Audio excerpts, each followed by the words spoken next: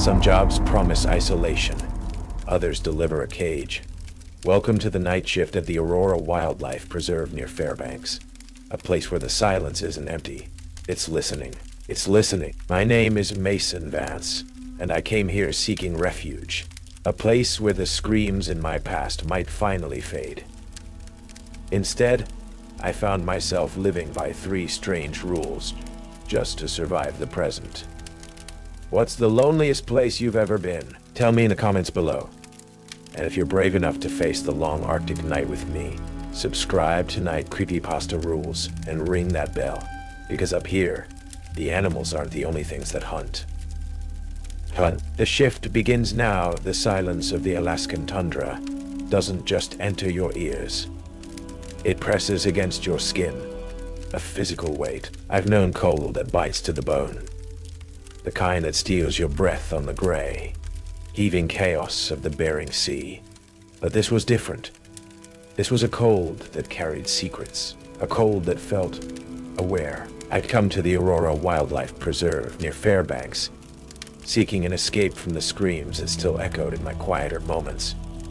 The ghosts of a rescue mission gone terribly wrong. I found instead a different kind of haunting, pinned to a laminated card with 3 rules that felt less like procedure and more like a whispered warning from a madman. Old Man Hemlock, the guard I was replacing, had eyes like chipped ice and a tremor in his hands that wasn't just from the sub-zero air. He'd pressed the card into my glove, his voice a dry rasp. The polar bears ain't always bears after midnight, son. The wolves, they call to things better left unanswered. And that laughter by the petting zoo.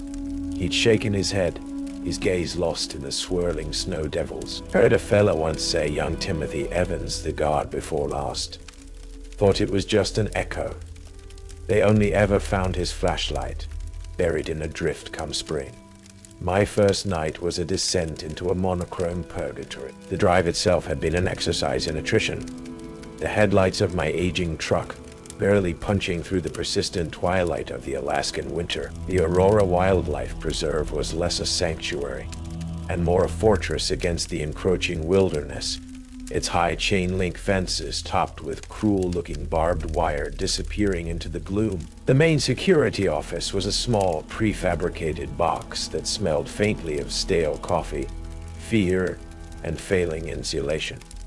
The heating unit wheezed like a dying man. Outside, the northern lights painted the vast, indifferent sky in silent, shifting washes of greens and blues, looking less like celestial beauty and more like colossal, cold, watching eyes. Hemlock had given me a perfunctory tour before his hurried departure. The polar bear enclosure was a sprawling, shadowed valley of artificial rock and deep, snow-filled depressions on the northern edge of the complex, its far perimeter lost in the darkness. The wolf pens were further west, their occupants unseen, but occasionally punctuating the silence with mournful, long-drawn howls that the wind seemed to snatch and twist into something else. The petting zoo, a collection of dilapidated, snow-choked sheds and empty pens on the far eastern side, felt like a place where joy had come to die.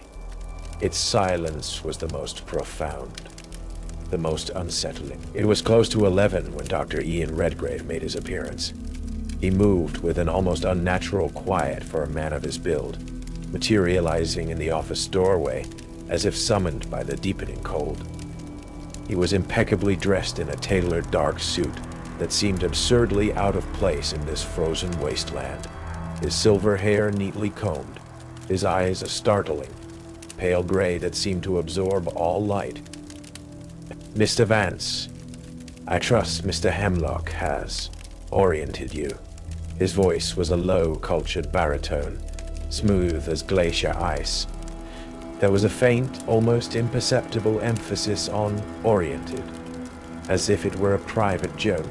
He didn't offer a hand, just a slight inclination of his head, his pale eyes lingering on me a fraction too long. The Arctic presents unique challenges, he murmured, more to himself than to me, but also unique opportunities for resilience, for adaptation. He then turned and was gone as silently as he'd arrived, leaving behind a faint, unidentifiable scent. Something clean and antiseptic, yet vaguely predatory. The first patrol was an exercise in heightened senses. Every crunch of my boots on the frozen gravel, every sigh of the wind through the skeletal branches of the few stunted spruce trees, sounded deafening in the overwhelming stillness. I gave the polar bear enclosure a wide berth. It was well past midnight when I skirted its southern edge. I remembered Hemlock's first rule: don't shine your flashlight into the polar bear enclosure after midnight. They're not the only white shapes moving in there during the long winter nights, and kept my beam pointed firmly at the path. Yet, out of the corner of my eye, in the deep moon-shadowed recesses of the artificial landscape, I saw it, or thought I did. A flicker of white, impossibly large, moving with a fluid, boneless grace that no bear possessed. The temperature around the enclosure seemed to plummet, a sudden unnatural drop that made my teeth ache. I told myself it was the wind, a trick of shadow and falling snow. In the dim light from a distant security lamp, I glanced at the inspection log attached to the heavy access gate. The last entry was dated 3 months prior. The ink smudged, the signature in illegible scrawl. It felt wrong. The profound silence, the vast emptiness, the weight of the rules. It all pressed down. The long Alaskan night had just begun to show its teeth. The following night settled into a tense routine. Patrol, observe, listen, and try not to let the gnawing unease consume what was left of my sanity. The polar bear enclosure became a focal point of my dread. I never broke the first rule. Never aimed my flashlight into its shadowed depths after midnight. But I was acutely aware of something. Sometimes it was a fleeting glimpse of an immense, pale shape, moving with impossible speed, at the very edge of my peripheral vision. Other times it was the distinct, rhythmic crunch of snow from within the enclosure, as if something heavy were pacing, yet the actual bears were motionless. Dark lumps in the distance, the frost patterns on the thick observation windows, I noticed with a growing chill, weren't random. They formed intricate, lace-like traceries that, if you stared too long, seemed to resolve into skeletal outlines, vertebrae, and long, needle-like teeth. The cold radiating from that section of the zoo was a constant, palpable presence, a chill that had nothing to do with the ambient temperature. It was during my third shift, in the pale, reluctant dawn, that I encountered Marina Cho. She was in the staff break room, nursing a mug of coffee, her expression as grim as the landscape outside. She was younger than me, maybe late 20s, with sharp, intelligent eyes and a way of holding herself that suggested a coiled tension. She introduced herself as the senior keeper for the wolves and other canids. Her tone clipped, professional, but with an undercurrent of weary cynicism. "So, you're the latest sacrifice to the night shift," she said, not unkindly, but without preamble. "Redgrave find you under a rock, too." I tried to sound casual. "Just needed a change of scenery," Marina snorted. "This isn't scenery, Vance. This is a holding pen. And not just for the animals." She didn't elaborate, her gaze flicking towards the main office where Redgrave's light was already on, even at this early hour. Over the next few days, our interactions were brief, transactional, but I sensed a kindred spirit, someone else who felt the wrongness of this place. She once found me looking at the tattered employee roster in the security office, a long list of names with alarmingly short tenures under night security. "They don't last long," she'd commented, her voice low. "This place, it chews people up." My off hours I spent in the tiny, damp cabin the zoo provided, poring over the few accessible zoo records stored in dusty binders in the security office. Most were mundane maintenance logs and feeding schedules. But then I found a separate, thinner binder, tucked away on a high shelf, labeled Nocturnal Asset Management. Special protocols. Much of it was redacted with thick black marker, but I could make out phrases like classified fauna, luminosity aversion, and perimeter pacification. Tier Alpha title. There were incident reports mentioning unexpected animation patterns in the Arctic mammal exhibit Omega, which I guessed was the polar bear enclosure, and auditory containment breaches. The night guard turnover, I cross-referenced, spiked after each such noted incident. It was near the end of my first week. I was in the security office, the faulty fluorescent lights casting flickering, unreliable illumination. When I first heard it distinctly, the second rule flashed in my mind. If you hear wolves howling from inside the building, check that all the wolf exhibit doors are still locked. Sometimes the pack calls to something that was never meant to be caged. It wasn't the distant, mournful cry of the wolves in their outdoor pens. This was closer, much closer. A series of drawn-out, ululating howls, sharp with a strange, almost human inflection of pain, or perhaps longing. And they were coming from inside the main veterinary building, a structure that should have been locked and empty at this hour, situated a good 100 yards from the actual wolf pack. The sound sent a fresh wave of ice through my veins. The pack was calling, but to what? And from where? The internal wolf howls became a recurring torment. They'd start around 2 a.m., sometimes a single, searching call, other times a frantic, desperate chorus that seemed to echo from the very steel frame of the veterinary building. Each time, my gut clenched. Each time, I followed the second rule, my flashlight beam cutting a nervous path through the frozen darkness to the external wolf enclosures. The heavy-gauge steel doors were always secure, the locks firmly in place. The actual wolves within would often be agitated, pacing, their own wild voices, a muted, uneasy counterpoint to the phantom cries emanating from the supposedly empty building. As soon as I'd approach the vet clinic itself, the internal howls would abruptly cease, as if whatever was making them knew I was there. The silence that followed was, if anything, more unnerving. I finally confronted Marina about it during a shared pre-dawn coffee. The wolves. I started, trying to keep my voice even. Sometimes, I hear them howling from inside the vet building. She didn't look surprised. Her gaze, usually sharp and direct, flickered away for a moment. Yeah, she said, her voice too casual. Old pipes. Wind plays tricks. There's in wind, Marina, she sighed, rubbing her temples.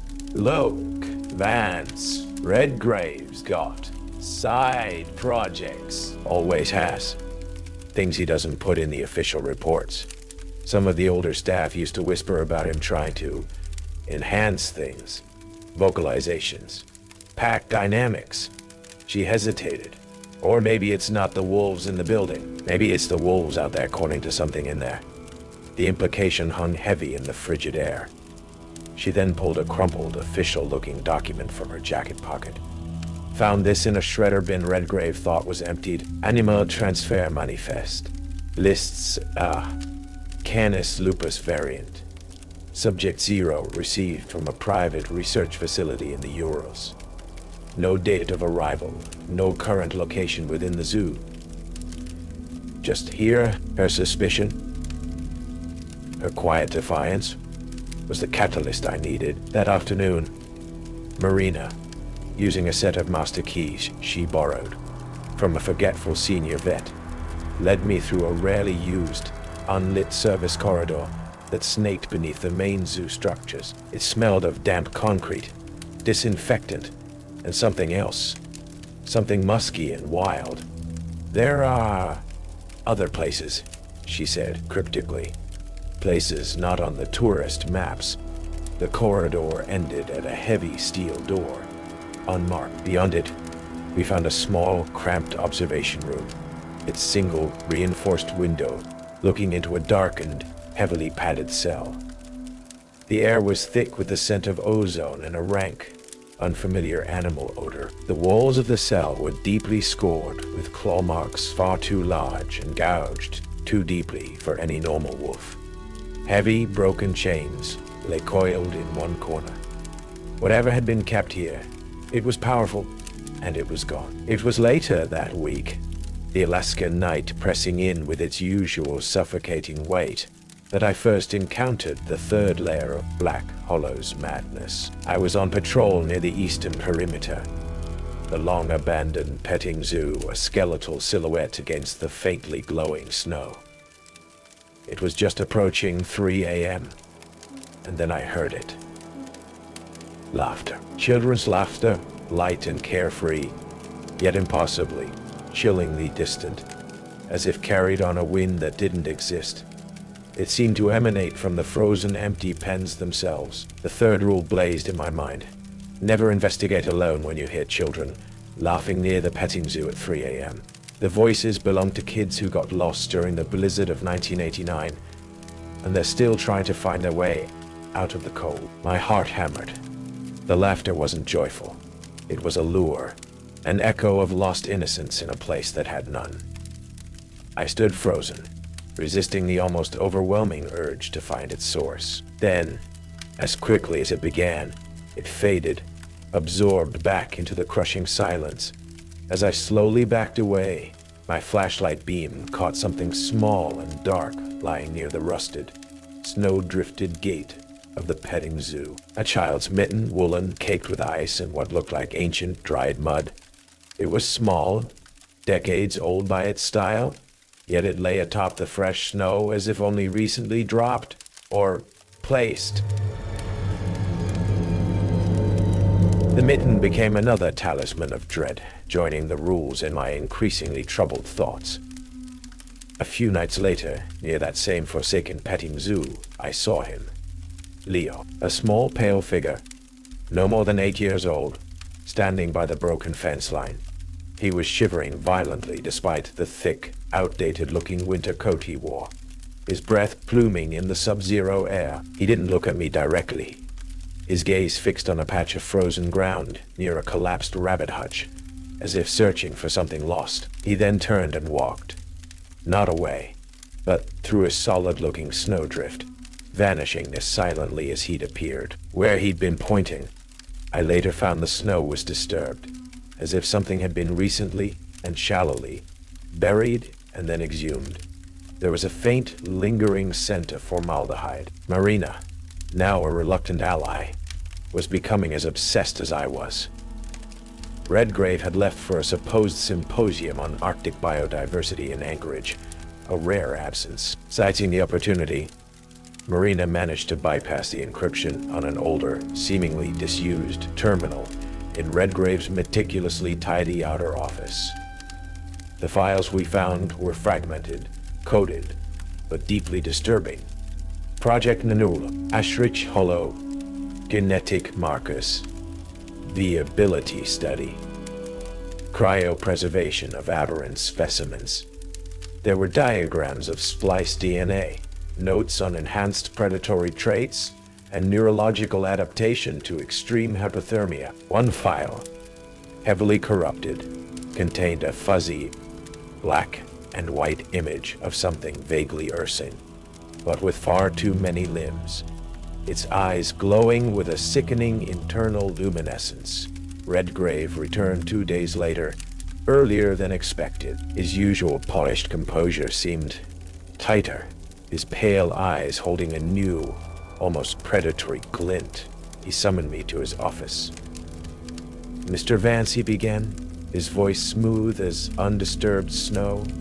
"Your patrols? Have you observed anything noteworthy? Any deviation from the expected nocturnal patterns?" His questions were too specific, his gaze too intent.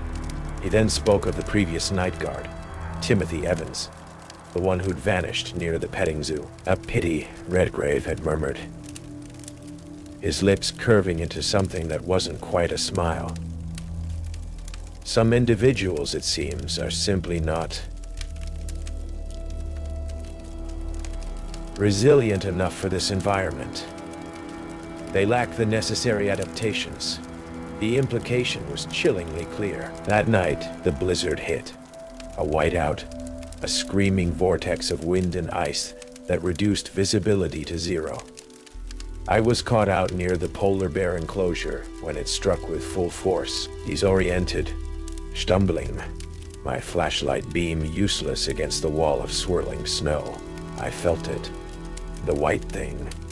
It wasn't one shape, but many, coalescing and dissolving in the maelstrom. Colossal pale forms that moved with the wind yet against it. I felt an intense crushing pressure in my skull. Heard whispers like the shattering of ancient ice echoing directly in my mind, urging me to lie down to sleep, to embrace the cold. My own breath hitched, trying to form those same sibilant alien sounds. I don't know how I made it back to the security office, collapsing against the door, my clothes stiff with ice, my mind reeling. As the blizzard began to subside hours later, the wind still howling like a banshee, I saw Leo again. He stood outside the office window, impervious to the storm, his small face tinged blue, his eyes fixed on me with an unbearable sadness. He raised a frostbitten finger and pointed, not towards the petting zoo this time, but to a heavy, bolted maintenance hatch set into the frozen earth near the perimeter of the polar bear enclosure. A hatch I'd never noticed before, now partially cleared of snow by the wind scouring. He opened his mouth, and a single whispered word escaped, a sound that seemed to play in reverse, incomprehensible yet piercing me with a spike of pure, unadulterated cold. Nanurluk, it sounded like. Then he was gone, leaving only the swirling snow and the echo of that impossible word. Leo's reversed whisper, Nanurluk, and his spectral pointing finger became an unbearable imperative. The blizzard had passed, leaving behind a world sculpted in ice and eerie silence. But the encounter with the white thing had stripped away my last vestiges of denial. Redgrave wasn't just an eccentric zookeeper. He was a monster cloaked in civility. And this place, this Aurora Wildlife Preserve, was his charnel house. I found Marina in the small, heated workshop where she sometimes repaired equipment, her face etched with worry from her own experiences during the storm. She'd heard the wolves again, their howls no longer just from the vet building, but seeming to surround her small cabin on the zoo's outskirts. A desperate hunting chorus. The hatch, I told her, my voice raw. The one Leo showed me, near the polar bear enclosure. We have to go down there? Her eyes widened, but she didn't argue. The fear was a live thing between us now, but so was a grim, shared resolve. Redgrave's still in his main office, reviewing storm damage reports, she said, her voice tight. The maintenance hatch was frozen solid, its heavy steel bolts crusted with ice. Marina, her knowledge of the zoo's ancient infrastructure proving invaluable, produced a small, powerful propane torch and a set of heavy-duty wrenches from her emergency kit. The air crackled as she worked, the scent of burning propane a harsh intrusion in the frozen stillness. With a groan of tortured metal, the bolts finally yielded. We heaved the heavy hatch open, revealing a narrow, rusted iron ladder descending into absolute, frigid darkness. The air that wafted up was stale, metallic, and carried a faint, sweet chemical odor that made my stomach clench. We descended, our flashlight beams cutting feeble paths through the gloom. The ladder opened into a narrow concrete tunnel, pipes snaking along the walls, humming with a low, almost sub-audible vibration. It was colder here than on the surface, a damp, penetrating chill that seemed to emanate from the earth itself. The tunnel sloped downwards, leading us deeper beneath the zoo. After what felt like an eternity of cautious steps, the narrow passage opened into a vast, shockingly modern subterranean complex. Sterile white corridors stretched before us, illuminated by recessed, cold blue lights. Doors with electronic keypads and reinforced observation windows lined the walls. The air hummed with the quiet efficiency of powerful machinery. The chemical smell stronger now, mixed with the unmistakable rank odor of caged, terrified animals. And something else. something that smelled like formaldehyde and burnt ozone. This was no forgotten storage area. This was a state-of-the-art laboratory, hidden beneath the ice. We moved like ghosts, our hearts hammering. Through one observation window, we saw a row of stasis tubes, their interiors glowing with a pale, viscous fluid.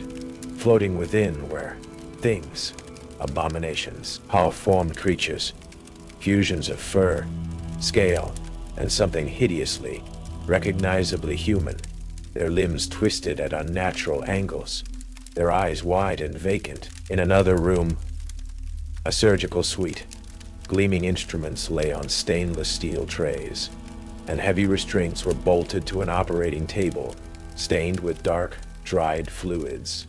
The scale of Redgrave's depravity was breathtaking. A Spain creating them, Marina whispered, her face a mask of horrified disbelief. As we rounded a corner, a heavy steel door slid silently open, and there stood Dr. Ian Redgrave. He wasn't surprised, his pale gray eyes, usually so cool and detached, now burned with a feverish proprietary light.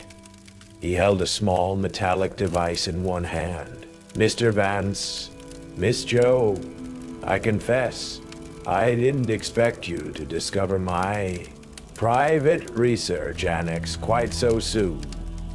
His voice was calm, almost gentle, which made his words all the more terrifying. But then, curiosity is a powerful stimulant, and Leo, it seems, has developed a rather unfortunate attachment to you, Mr. Vance. A residual psychic amplification, I've found, intermittently useful. "What are these things, Redgrave?" I demanded, my voice shaking despite myself, gesturing towards the horrors in the stasis tubes. "What in God's name are you doing here?" A thin smile touched Redgrave's lips. "Doing? I'm merely accelerating evolution, Mr. Vance. Perfecting it. The Ashridge Hollow strain. My ancestral gift. It grants a certain insight into the potential of bone and sinew, the resilience of flesh against the indifferent void. This world, this harsh, unforgiving Arctic, it's the perfect crucible. The blizzard of '89 wasn't a tragedy. It was a purification, a demonstration of nature's brutal, beautiful efficiency. I'm simply completing the work." He gestured to a large, reinforced pen at the far end of the lab. "My Nanurluluk initiative, to harness the raw, elemental power of that which a lesser mind might call the white thing. To replicate its perfect adaptation, its transcendence of mere biology." "You're insane," Marina breathed, backing away slowly. "Insanity, Miss Cho, is resisting the inevitable march of progress." Redgrave's eyes glinted. "You, however, have become impediments, unsuitable variables." He raised the metallic device. "A shame. Your fear responses could have yielded valuable data." With a click, alarms blared, crimson lights flashing throughout the complex. Heavy thuds and guttural snarls echoed from deeper within the labs. Redgrave had unleashed something. The very floor beneath us began to vibrate, a low, resonant hum that I recognized with a fresh spike of terror. The same hum that preceded the white thing's manifestations. From a reinforced door at the end of a corridor, two figures emerged. They were bipedal, but moved with a terrifying, animalistic grace. Covered in thick, matted white fur, their limbs were too long, their hands tipped with bony, obsidian-like claws. Their faces were a nightmarish fusion of ursine and human. Flat snouts filled with needle-sharp teeth, their eyes glowing with the same sickly yellow light I'd seen in Redgrave's. Project Nanowolok. File. His successes. Chaos erupted. The creatures charged, their roars deafening. I shoved Marina behind a bank of machinery as one lunged, its claws tearing through the metal casing where we'd just stood. The temperature in the lab plummeted, frost visibly crawling up the walls. The air crackled with an unseen energy. The White Thing's influence was bleeding through, amplified by Redgrave's actions. Leah's laughter, distorted and multi-layered, echoed from the power system, a cacophony of madness. Marina, recovering quickly, grabbed a heavy fire extinguisher. Vance, the control panel. Redgrave's device, it's linked to the main breakers. Redgrave watched the carnage with a detached, scientific interest. As I dodged another swipe from one of the furred monstrosities, Marina discharged the fire extinguisher, full in the face of the other, creating a momentary diversion of CO2 fog and enraged howls. I lunged for Redgrave. He was surprisingly strong, his grip like an iron vise. We wrestled for the device, the alarms shrieking, the building groaning around us. It was Marina who saw the opening. With a desperate cry, she smashed a reinforced glass cabinet labeled "Emergency Sedatives, Class of 4 Biohazards," grabbed a large, loaded hypodermic syringe, and plunged it deep into the flank of the creature battling me. It shrieked, a sound that was both animal and human, and staggered back, its limbs spasming. The distraction was all I needed. I twisted the dice from Redgrave's grasp and slammed my fist into his jaw. He stumbled, a flicker of genuine surprise in his cold eyes. I smashed the device against the concrete floor. Sparks flew, the emergency lights sputtered and died, plunging us into near-total darkness, lit only by the faint, sickly glow from the stasis tubes and the crimson emergency beacons. The humming intensified. A section of the ceiling cracked, showering us with debris. The White Thing was no longer just an influence. It was here, its immense, formless presence pressing down. The cold so intense it burned. I grabbed Marina's arm. We have to get out, the main elevator shaft, if we can pry the doors. Redgrave, recovering, let out a roar of pure fury. You will not destroy my work. You are merely transitional specimens. He lunged, not at us, but towards a larger control console, his fingers flying across its surface. If I cannot perfect it, I will unleash it all. The ground heaved violently. The stasis tubes shattered, their contents spilling onto the floor, twitching, half-formed things writhing in the spreading, cryogenic fluid. The last thing I saw as I dragged Marina towards the faint outline of the elevator doors was Redgrave, silhouetted against the cascading chaos of his ruined lab, laughing, a triumphant maniacal sound swallowed by the growing elemental roar of something ancient and impossibly, terrifyingly vast, finally breaking free. The laboratory was a charnel house of shattered glass, writhing, half-formed monstrosities, and the shrieking cacophony of failing machinery. Redgrave's triumphant laughter was drowned out by a sound that seemed to tear through the very fabric of reality. The full, unleashed presence of the White Thing. No longer a subtle influence, but a raging elemental force. The cold was absolute. A physical entity that stole breath and froze tears to our faces. Frost didn't just crawl the walls. It exploded across them in crystalline, predatory blooms. Immense, shifting shadows, too vast and too quick for the eye to follow, danced at the edge of our vision, accompanied by a chorus of whispers that felt like ice needles pricking at the brain. The elevator, I yelled over the din, pulling Marina towards the shaft. The doors were sealed, but the frame was buckled from the tremors. Redgrave's forward abominations, temporarily disoriented by the chaos, or perhaps sensing a greater threat, were momentarily forgotten. Using a heavy steel bar it wrenched from a piece of broken machinery, we pried at the elevator doors. Metal shrieked against metal. Behind us, a section of the laboratory wall imploded, revealing not the tunnel we'd entered, but a swirling vortex of impossible snow-filled blackness from which glowing, multifaceted eyes stared. The White Thing was tearing its way in. Redgrave, his suit now torn, his hair wild, stood before it. Not in fear, but in ecstatic, almost religious awe. Yes, come, show them true perfection. The rules were gone. shattered along with Redgrave's sanity. Survival was the only imperative. With a final desperate heave, the elevator doors groaned open, revealing not a car, but an empty black shaft plunging into further unknown depths. A maintenance ladder was bolted to one side. "It has to go up somewhere," Marina shouted, already scrambling towards it. The climb was a near vertical ascent into hell. The shaft was slick with ice and some viscous organic slime seeping from between the rocks. The rungs were treacherous. Below, the sounds of destruction intensified. Tearing metal, inhuman shrieks, and the deep, vibrational thrum of the white thing that resonated in our very bones. Once I looked down, Redgrave was gone, swallowed by the swirling chaos. One of his furred creations lay broken and twitching, half submerged in cryogenic fluid. The other was nowhere to be seen. Then the shaft began to flood, not with water, but with a thick, freezing fog that carried the scent of ozone and ancient ice. Within it, pale, grasping tendrils like frozen mist given form, reached for us. Leo's laughter, no longer childish but a chorus of mocking, sorrowful echoes, swirled around us.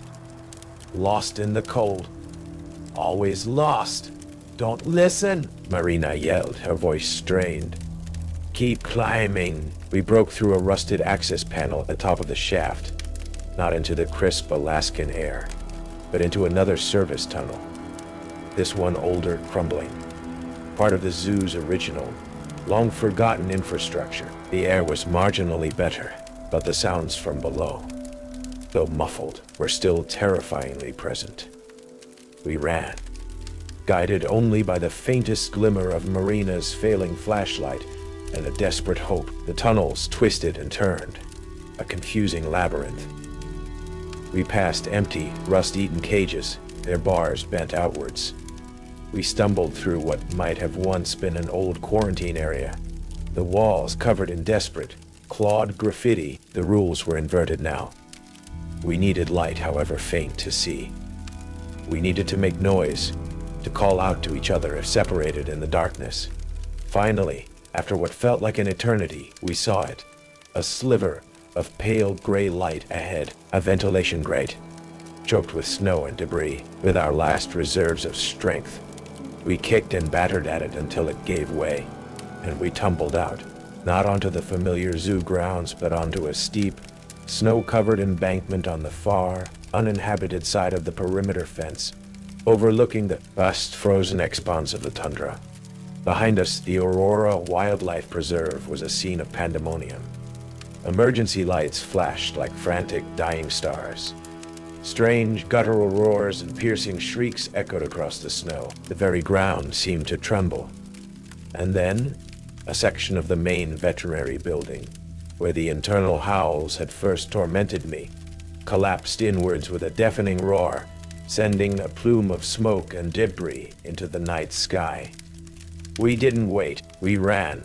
We ran until our lungs burned and our legs screamed, driven by the primal, unthinking terror of prey escaping the abattoir. The blizzard had returned with a vengeance, swallowing the sounds of destruction behind us, cloaking our escape in a merciful freezing white.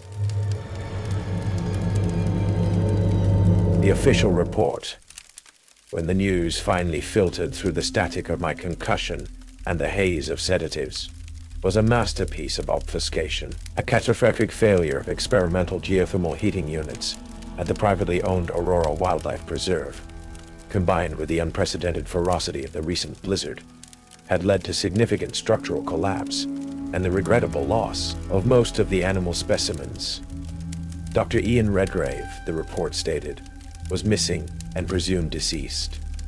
No mention of subterranean labs, genetic abominations, or an entity of pure elemental cold. Our garbled, traumatized testimonies, Marina's from a hospital bed, mine through a haze of prescribed antipsychotics, were dismissed as consistent with severe hypothermia and acute stress disorder. They moved me to a facility downstate, a quiet, white-walled place where the silence was almost as terrifying as the screams had been. "Marina," I heard later, had been transferred to a specialized burn unit in Seattle. The cryogenic fluids had done their work. And then, she too had vanished from the official record. Our brief, desperate alliance forged in the frozen hell of Redgrave's ambition was severed. Life, or a pale imitation of it, eventually resumed. I work nights now, in a climate-controlled archive, cataloging things that are already dead, already forgotten. It's quiet, too quiet. The cold still finds me, even in the mild Pacific Northwest winters. A phantom chill that settles in my bones, a reminder. I see things in the periphery, white shapes in the fog, eyes in the darkness. The northern lights, when they rarely dip this far south, are no longer beautiful. They are a warning, a veil barely containing an indifferent predatory cosmos. Sometimes I read about unexplained disappearances in remote, frigid locations, hikers lost in blizzards who are never found, research teams in Antarctica that go silent, and I wonder if Redgrave, or something born of his madness, somehow survived. If his work continues, a quiet, patient cancer, spreading through the frozen, forgotten places of the world. Last week, during a particularly severe cold snap, the power failed in my apartment building. For a long, dark hour, I sat in the suffocating silence, the only sound my own ragged breathing. And then, I heard it, faint, at first almost imperceptible, like ice crystals forming on a window pane. The crunch of snow outside my third-story window. There was no snow on the ground. No balcony. Just the empty, freezing air. It was accompanied by a whisper, so faint it could have been the wind, or the settling of an old building, or the first stirrings of madness. Na nuoluk is waiting.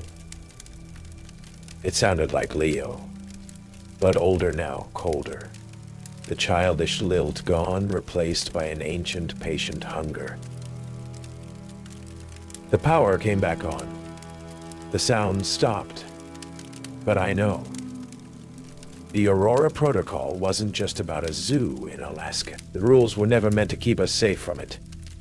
They were meant to keep it contained for a while. And now, it's out. The long Arctic night has fallen, and it stretches further than anyone knows. And sometimes late at night, when the cold seeps under the door, I think I can still hear the wolves howling, calling to something that was never, ever meant to be caged.